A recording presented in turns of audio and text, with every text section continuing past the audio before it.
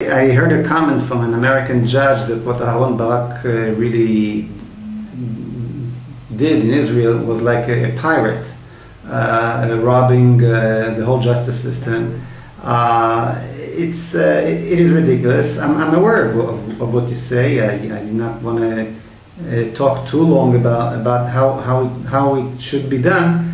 But basically, the idea is give back the people of Israel the control of the justice system in a way that the justice system will represent the value of the people and not the value of a very small group that lives in a war with their own identity. Most of the people in Israel, well over 80%, live in peace with their Jewish identity and want their laws, their rules, and their justice system to represent the idea, the concept, and the values of the Jewish people that represents in our Torah.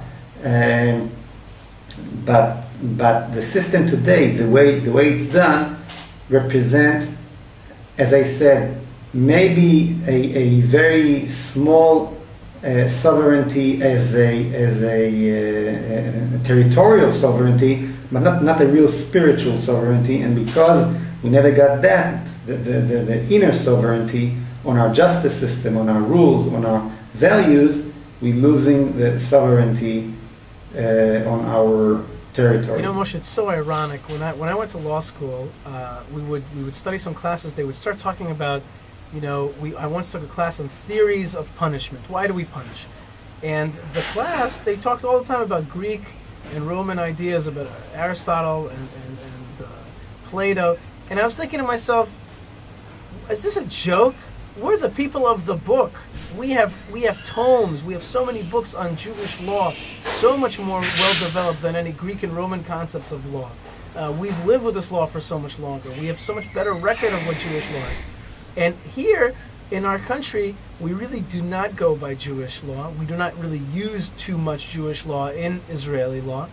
And what's funny is that the law is actually the place where one of the places where there's the most amount of diseased ideology and self-hating. Also, we know now that the Europeans are funding, some 40 some odd organizations that are constantly turning to the Supreme Court, asking them to make very evil decisions, horrendous decisions, and the Supreme Court is kind of playing ball with them. This is Adala, Masawa, anything basically funded by the New Israel Fund. So we know that this is the new tactics. This came out by NGO Monitor, a study on this. We know that the new tactics are to use the Supreme Court. So how ironic is it that our court, which is something that the Jewish people are supposed to excel at, has become the thing that we're not only not excelling at, but it is the destroyer of Jewish values. That is exactly the situation. The good news is that the people in Israel maybe not understand deeply what the source of the problem, but definitely feels that the Supreme Court and the justice system is not in favor of them, is not representing them. They lost confidence in that system a long time ago, and definitely when they come with decisions like that, that means that Jews, God forbid, are going to be killed, just as they killed before they closed the roads for Arabs. People saying for them, what do we need you for? Who you represent, us or our enemies? And the truth is that these judges don't feel any obligation to the Jewish people. Right. That's the bottom line.